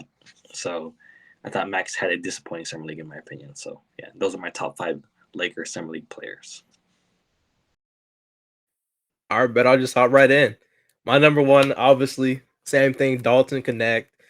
My number two, I'm gonna put Bronny, and the reason I'm putting Bronny is because I feel like for the most part his defense was pretty consistent, like starting off, but his offense struggled. But towards the end, his offense took a bigger jump than what it was, like counting like the California Classic and just the beginning of Vegas Summer League. So I'll put him two. Three, I'm gonna put Blake. I mean, there was games where I just felt like Blake was not gonna miss, and when he got that last game to kind of have his star moment, he performed well. So he had his best game in the summer league when Bronny and Dalton didn't play. So I'll give him the third spot. Now this is where we start getting a little bit flexible. For me, my third spot is going to go to Maxwell Lou. Whoa! No. I take that back. My third spot is going to go to Colin Castleton. I feel like he did get a little bit of, I don't want to say hate, but it looked like he progressed a little bit, but not nearly as much as Lakers fans expected him to at that center position. He played decent defense. He was on the glass. He had his moments where he was efficient offensively. I think his offensive game just looks a little bit awkward. It's a little bit slower. So I don't know how that is going to translate to like just live action, straight regular NBA game. And I think he still needs a little bit more time to develop, but he'll have my fourth spot. And my fifth spot is going to go to Maxwell Lewis. I feel like he had his moment. He showed me flashes like, hey, you can be this guy if you play a little bit more patient. I think that's the biggest thing I can teach him is patience. His game is a little bit too fast. He's not really the best decision maker. It kind of reminds me a little bit of year one Max, but the difference between year one and two Max is Max Christie learned from those mistakes and became a veteran player. And I agree with Allan there. You expected him to take that jump, like 18 plus a game when you're playing with a lot of just rookies and two-way signings and guys fighting for even just our G League team. And he arguably didn't perform as well as any of those guys. But I'm gonna give him a little bit of the benefit of the doubt. I felt like his aggressiveness to get to the glass, his three-point shot looked all right. He was really decent on getting rebounds and playing defense. So I'm gonna let him lock in that last spot for me. Yeah, I can go. Obviously, as we've talked about, I was there. I got to see this in person for a lot of it, which was awesome. I think I'm gonna look at it kind of more with an NBA lens and like potential going forward. Because if you think about, who is the most effective game in and game out, I think Colin Castleton and Maxwell Lewis are probably higher when you ignore their flaws on that kind of list. Number one, Dalton Connect. It's not even close. You guys both had that so far. He led all scorers, all rookies in scoring in the summer league. I don't remember the last time the Lakers have had that. Probably Lonzo Kuzma year. We had Josh Hart win Summer League MVP in 2018, but he was a sophomore. We had Max Christie last year, looked amazing. He was also a sophomore. Dalton Connect as a rookie. He's gonna fit in great, and if he gets an opportunity in a weaker rookie class at the top, he's gonna have a case for rookie of the year, especially if our team can somewhat be a contender if we can make some trades, if we can get to that 3rd, 4th seed and they see Dalton's a big contributor, he's going to have a case this year when there's no Wemby or Chet. So Dalton 1. The other ones I'll give a shorter explanation. Number 2, I'm going to say Bronny. I would have never said this before, but Bronny James. I got to say Bronny. Like, when he was making plays, when he was aggressive, he looked like the 2nd best player on the team. Like, he really did look better than Colin Castleton, who I don't believe is an NBA player, or Maxwell Lewis, who I'm also not sure is an NBA player. Of course, like, Bronny's frame, like, he's so small compared to those guys. It's a lot harder to make it to the NBA just because of his height, but he looked like he had far more talent. So number 3, I'm going to go Blake Hinson. I think my list is the same as you so far, Earl. But Blake Hinson, when he was on, he looked like the steal of, I guess, unrestricted, what's it called? Undrafted, like free agency or whatever, those guys. He was such a good shooter half of the time. And if he can get that to full time, like, he is going to have a place in the NBA. Number 4, I'm going to go, this is surprising, but Moses Brown. I think Moses Brown has a lot of potential still. I was high on him when we added him for Vegas Summer League, and he probably wasn't the 4th best player on the team. But just like with the landscape of ranking them and going forward, there has to be a shot for him in the NBA. He's more of a traditional center, but he's so athletic, and he's 7'2". He could get the ball in the bucket and finish lobs, and I think he has a lot of potential on defense. And then 5, I'm going to go Armel Traore, our 2-way guy. He has all the energy in the world. I think he really wants to be there. I've seen statements from him in the media, and I've seen his social media accounts as well. Like, I think he's going to stick around and be a fringe NBA guy for a while. If we could develop him right, he could turn into a really nice bench player one day, just bringing the energy, the rebounding, and the athleticism.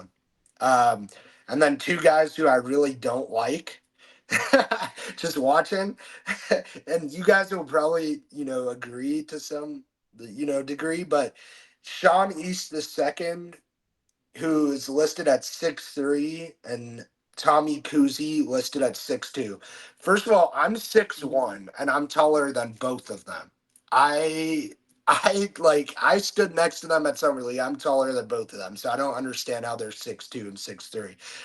Second of all, just basketball wise, turnover machines. Like, if I was building this Summer League roster, I would have really looked for a playmaker who could get Bronny and Dalton good shots and Castleton better shots. Like, why did we have no playmaking or a point guard who could pass? Sean East would run up the court, get trapped in the corner, and then have to swing it after holding the ball for 8 seconds. And that's like exactly what you don't want to see for the NBA. So shout out Sean East and Tommy Kuzi. Neither of them will ever play in the NBA. No offense. I am wishing for the best for them, but they made this team a lot less fun to watch, in my opinion, at least. All right, I guess it's my turn. Shout out to Tommy Evil Caruso Kuzi. You will never be in the NBA. I don't know if you'll ever have the basketball in your hands properly, given how much of a turnover machine you were. But to the actual top 5, I will say Dalton Connect is definitely a pretty nice number 1. Obviously, he had a bit of efficiency problems in the beginning of the summer in the California Classic, but then like he really started getting the hang of it. He started doing a better job being of like the first option for the Summer League team. Rookie scoring leader for this year's Summer League as well. So like, how could he not really be at number 1 at that case?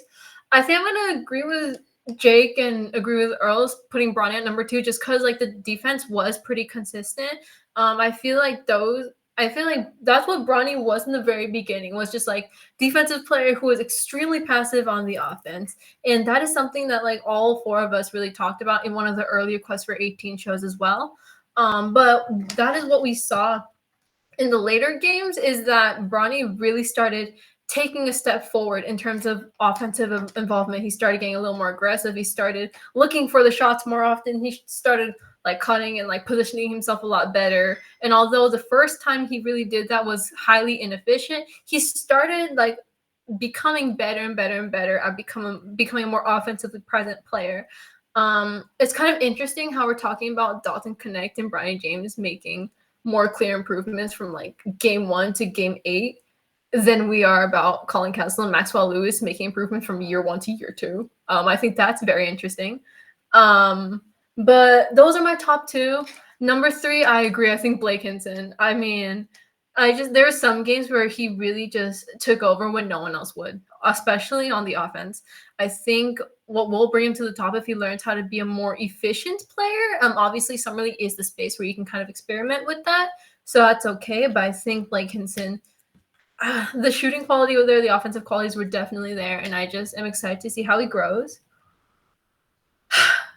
I'll say number 4, Armel Traore. Had definitely a little bit more of an inconsistency problem than some of the other players. I think more than Blake Hinson, more than the top 2 that I talked about. But I think just his offense, the way he was present, like I just like how he kept himself involved, kept himself present, kept like trying to find ways to help out the team. And even when we talk about the senior team, this is stuff that we clock. Like if we talk about D'Angelo Russell, we talk about how sometimes he doesn't involve himself when he's not scoring well. At least Armel Traore, who is the Summer League team, is able to do that. And I think for the most part, like if he's not scoring well, at least he's rebounding well. If he's not rebounding well, at least he's doing something on the defense and whatnot. So I'll put Armel Traore at 4. Number 5, I'm kind of stuck between like the 2 centers, either Colin Castleton or Moses Brown. I think right now I'm gonna like put them both at number 5, but for like 2 different reasons. Colin Castleton, in just terms of how he played, like he put up like better numbers. His performances were not bad at all. But the reason why I'm having him share the number 5 is because the other perspective is that he didn't really improve on much from his first year. He's still a pretty unpolished player. His touch is still not the most smooth. He has a little bit of discipline problems on the defense where he just gets like sloppy fouls. So I can't confidently put him at the number 5 by himself. I think Moses Brown, obviously, like he put up less numbers. He was less present as a player, but I think I liked his touch a little better, especially in like the close range offensive shots. I think he did decent with rebounds as well. So although I think Colin Castleton, maybe like an individual performance might have been a little bit better, I'm going to dock Colin Castleton a couple of points just because he, as well as Maxwell Lewis, who didn't make my list, didn't really improve anything from their first year in the NBA to the second year at all. And maybe that's unfair to put that standard. I personally think it's fair. But that's just what's affecting my rankings right now. I feel like one person I was so excited to watch is Jalen Hood-Schifino, man. I feel like Jay made a good point. Like we needed somebody to control possessions. If it's one thing about Jalen Hood-Schifino, we knew he was a decent playmaker. So having him out there with Dalton Connect and Bronny, I feel like that it could have settled down everybody's game a little bit on the offensive end, and he could be a plus defender as well. Like I just think there's just this big mystery around like Jalen Hood-Schifino. We've seen him have great summer league games, we've seen him have great G League games. So seeing him like year 2 in the summer league, I think it could have like got Lakers fans to kind of root for him. I mean, as a pick last year that not a lot of people were a fan of, considering how the people behind him produced in that draft. I think it definitely could have gave him a chance to gain a lot more of like the Lakers community's like support. But then again, I guess he's hurt. So if you're hurt, you're hurt. That's cool. It was just a little bit disappointing as far as like the fact we didn't get to see his growth. And maybe he could have been the dude to take that jump. Besides Colin Castleton and Maxwell Lewis. That's crazy. I forgot his name for a second. My bad. Besides those 2 guys. So yeah, Jalen Hood-Schifino, I really wanted to see his growth to year 2, but I guess we'll have to wait. I'm really curious to see what his plan is, like what the Lakers plan is for him. Like, is he going to be a rotation player? I don't know. Not sure. Yeah, I just want to say, like, real quick, I had a lot of people ask me, like, other friends who are Lakers fans, and just with me being there and stuff. And even on Twitter, a lot of people ask me, "Oh, why is Jalen Hood-Schifino not playing? Like, he thinks he's too good for the summer league." And like, listen, this is a quieter guy who like we've never heard much from. Like, you guys don't know anything about Jalen Hood-Schifino's personality. Neither do I. Neither does even the reporters on the team. They don't know, but he had a very quiet shoulder or back surgery. It was one of those. I believe the reason it was so quiet and hardly, even announced online was just to keep him as more of a trade asset, like act like it was very minor. I believe that was what was going on, but he was clearly unable to play with where he was at with that injury. And a lot of times, like when you have a first round pick or even other guys who have a very minor injury, they don't play in the summer league, or they get shut down for summer league. Like Zach Edey could hardly manage to play 2 games that he did. He had an ankle sprain in both games, I believe. So I understand why Jalen didn't play. I was just saying that. But if he had played, and those lists that we all just went through, for example, even though we make fun of him at the NBA level so far, and just the guys who were picked right after with Jaime, Brandon Podziemski, Cam Whitmore, Jalen probably would have been the second best player on that list we just said for all of us. Like, very realistically, would have averaged 15 and like 6 or 7 assists. Like, he's a passer. He could get the offense started. I don't think he would have turned it over too much in Summer League. And he probably would have been the best, the main player on the team, and probably the second best after Dalton Connect in terms of talent. So, I really wish we were able to see that. I think this actually hurts his growth more than people will admit. But if he is, gonna take a step up this year, I would still be okay with seeing him get some minutes if we make no changes. But if we make changes that benefit us and make us more of a contender, I don't see how he will be able to be on the floor. Yeah, what would happen? We win the championship. If Jalen Hood-Schifino's out there, our point guard, our leader, we win the summer league champion. Nah, but all jokes aside, I agree with Jake. I think just him being out there is a benefit to his game. He gets to play with like younger guys like him. Dalton Connect, 23 years old. I think their games can mesh well.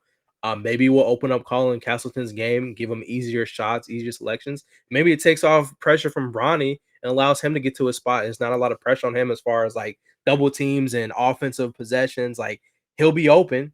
A lot less pressure in those situations when you're just in catch and shoot, not having to create a lot of offense for yourself. Even though Bronny's capable of that, it opens up his game a lot, I feel like.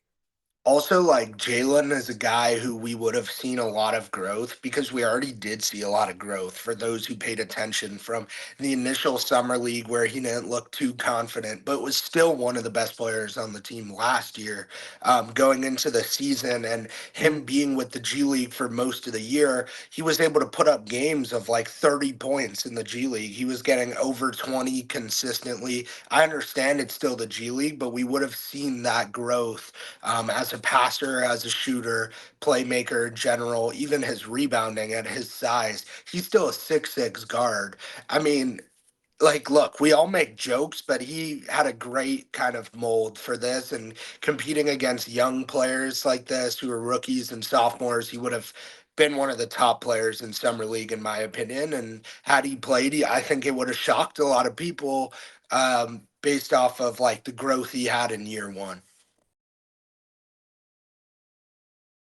No, I 100% agree with what everyone said about Jalen Hood-Schifino. I mean, obviously he had a very poor run with the Lakers in terms of like his first season as a senior player, but it is true he was really playing as one of the top options in the G League team with the South Bay Lakers. I feel like he's put up a lot of really great games.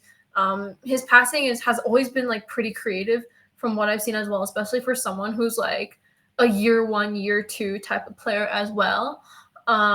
I know he had some injury problems, and I don't know if it was like bad enough to keep him away altogether, or if it was just we're gonna reserve him for his time in the first team. I think it was more likely the latter. But it's just, I think Jalen Hood-Schifino's presence would have been a plus overall to the Summer League squad, and it would have been a plus to Jalen Hood-Schifino's development as well. I don't understand, unless the injury was like severe enough. I really hope that, number one, he heals soon, and number two, that was the reason why he stayed back, because had he been healthy enough to join the Summer League, I think he definitely 100% should have been there. Those are people his age. Those are people who, some of them he played with in, some of them people, sorry. That scared me. For those listening on Spotify, Earl just spotlighted himself out of nowhere, and that scared me. But what I was saying is that, like, those are some of the players he played with in the G League. It would have been a really good time for him to really develop and like get his groove back a little bit. It also would have probably stopped us from having the turnover problems that Tommy Kuzi kind of gave us as well. So it's really a shame that Jalen Hood-Schifino wasn't there, despite how shaky his run with the Los Angeles Lakers was. I genuinely think he would have been a top 3 player in the Summer League had he performed with the team and had he performed as well as like we can expect. Yeah, and that's kind of why I kind of have Bronny lower on the list. Like I said, I have him at least the 3rd best player on our summer team. Of course, Blake Henson is ahead of him, because I just think I wanted to see some Bronny minutes at the point guard position. I think he would have been a valuable playmaker, and only if Dave Johnson would have seen that, I think it would have been beneficial towards the Bronny James. And like the plays that we could say which were run for him, there were a lot of dribble handoffs, a lot of him just catching and shooting. And I think that if Bronny James was at that point guard position, that would have been very good for the Lakers, and they could have expanded more on this team and had a better Summer League season, you could say. Of course, they ended with a 3-game win streak, so happy about that and excited to see where this young team goes heading into this season. And of course, going through our hot take segment. Shout out to everyone who's been listening, whether it be on, of course, Playback or Twitter. You got 300 plus. Shout out to 690 Jake's account right there, 300 plus. So shout out to you guys. Continue to listen for nearly almost an hour, probably 2. And yeah, of course, when we do end a podcast, it's normal. We go to our hot takes, where it be through at least about Team USA, about the Lakers, any signs and trades, or at least our panel here. What is your hot take to end this podcast? I'm gonna say a Lakers trade within this week.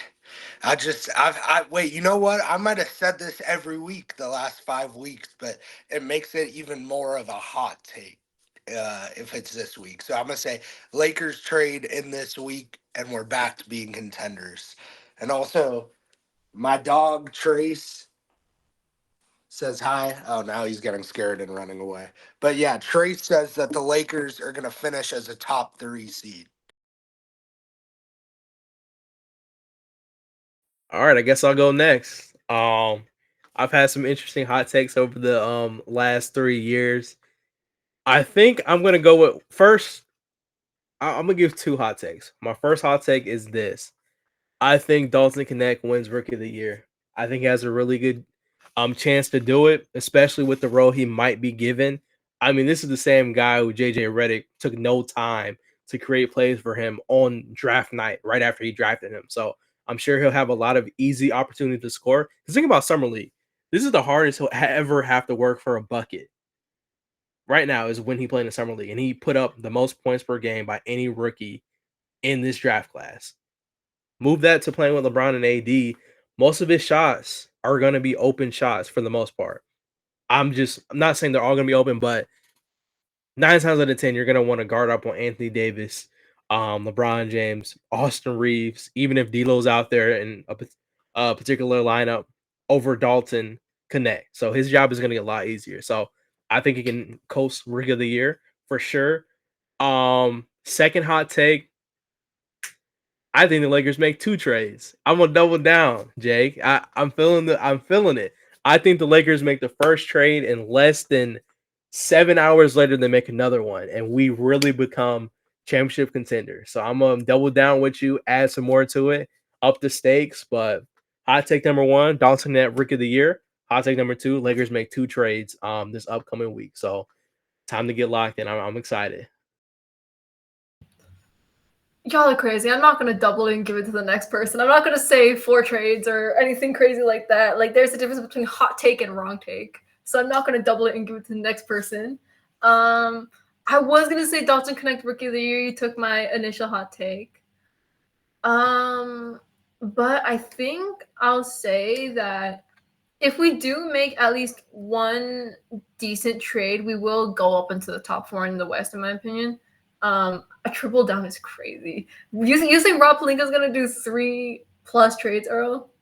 It is July 25th with not a single roster. 4 trades today. All right. You can believe that. All today, like during this show, like while I'm talking, all 4 trades are gonna happen. We're gonna get 4 Woj bombs in a row. I believe it. No, but I think my hot take is if we make one decent trade, that we have the chance to go up to the top 4 in the West, and that will put us in a really good spot. You play too much, Jake.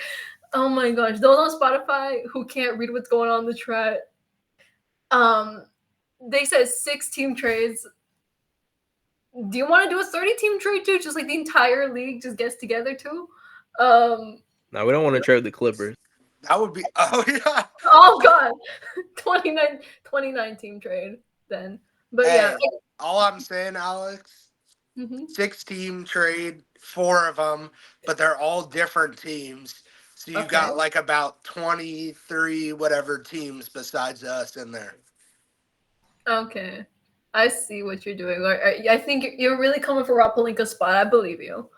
But yeah, that's my hot take is one trade can automatically bring this team up to top 4.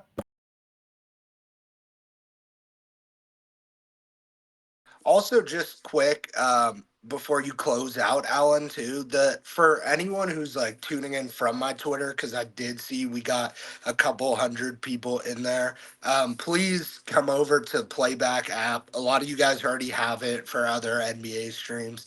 Come over here to this app and join our room. It'll really help us, and it'll help you get notified when we have streams. I'm not trying to be like one of those YouTubers who's like and subscribe or whatever, but if you like Lakers streams, if you like NBA streams and content, I know that we're going to be big on here during the NBA season, watching all the games, talking Lakers basketball. So if you follow me on Twitter, please just come over to Playback, join the room, or just participate in the chat when we have these streams coming up. It's a ton of fun in here. Us 4 always have fun together, and every time we see a comment in the chat, it's like we're talking about it, we're involving you guys. So thank you guys for supporting. Yes, indeed. And at least for my hot takes, to spice it up a bit, Team USA will lose 1 game in this group phase. I know that sounds.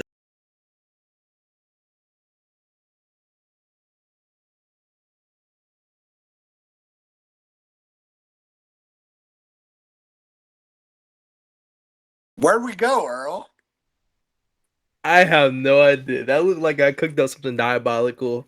Yeah, well, I pressed no buttons. I promise. I thought I got banned. I didn't click anything, and then all that just jump scared myself. Was just gone except Earl. Wow. That hot take was too Allan. The hot take was too much. Adam Silver sent the black SUVs. But you back up. Yeah, Clutch Sports just paused our stream. Rich Paul just actually knocked on my bedroom door right now, looking for Allan. So yeah, careful with that one. Just kidding.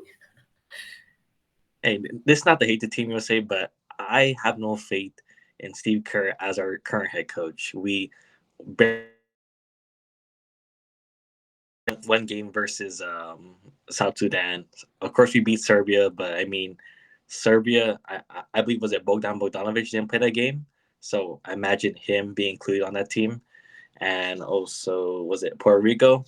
I'm not gonna at least doubt Puerto Rico. Puerto Rico is insane, and like I said, Jose Alvarado or any player from that Puerto Rico team can step up. So I wouldn't be surprised if they lose 1 game. We've seen Joel Embiid not be the greatest center, and that's at least along from my other hot take Anthony Davis will be one of the starters, or we say starting over Joel Embiid, where it be in the group phase or heading to our brackets, heading to where it be the final, semifinal, etc. I think Anthony Davis is going to take over as the leading center for a Team USA.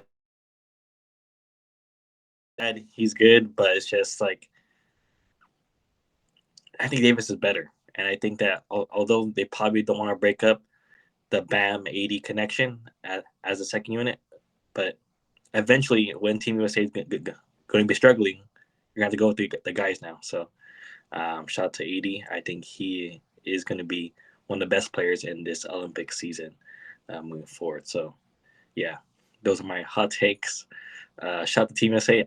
Shout out to them. I have respect to them. I don't know why playback cut on my feet. I don't know if the hot take was too hot, but hey, I'm speaking facts, and from what I've seen, I don't have too much faith in Team USA right now, in my opinion. Hey, man. I mean, what are you going to do? Clutch pulled up. AD, Bron, Rich Paul, all them, they all pulled up on you for that hot take. I don't know why. Maybe they just, they want a clean sweep of the Olympic group stage, but whatever happened, blame it on Clutch, not on technical difficulties.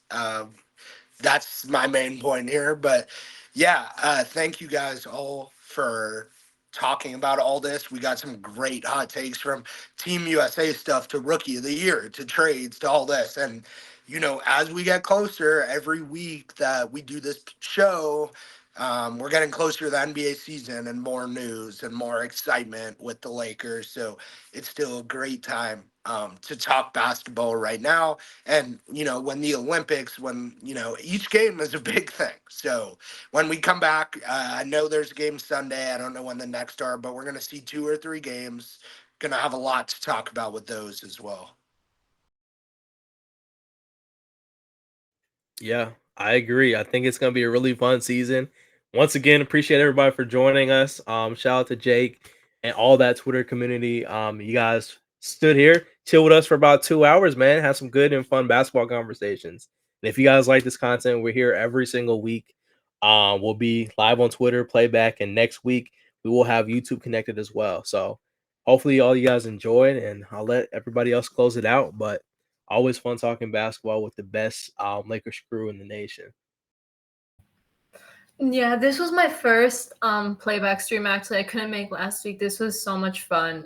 We really got the best crew here. Shout out to Jake's Twitter community as well. The few hundred of y'all. Once again, join the playback room. If you want to have a more interactive experience, we got an active chat there. You can, if we have a big enough room, we can make you mod, and just like having a great community directly in playback as well. It'll be a lot of fun if y'all are here. It's always fun talking Lakers basketball and just basketball in general with the crew. And thank you to everyone who tuned in. And Allan, you're not completely wrong about USA. I can see them not going on a clean sweep. Rich Paul, don't get me. Rich Paul, don't get me. Don't get me.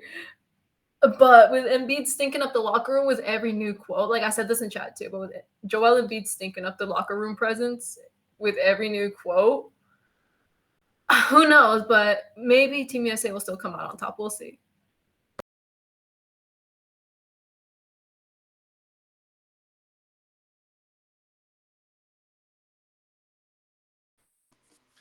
Yeah, I can close it out for Allan today too. I mean, look, Allan's the closer. He's the starter and the closer, but the good thing about Allan is he's always grinding for this podcast. Down here in the chat, we have our Linktree, which is only going to grow as each community grows on different social platforms. But appreciate you guys all for coming out. I had a great stream with you guys.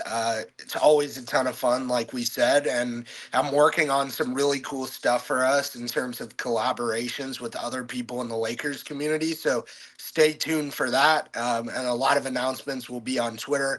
Please follow the Quest 18 pod on X. It's an amazing account that these guys run that I also help contribute to. And, I think it's going to grow a lot, especially this upcoming season. So thank you, everyone. And Allan, if you have anything final, go for it.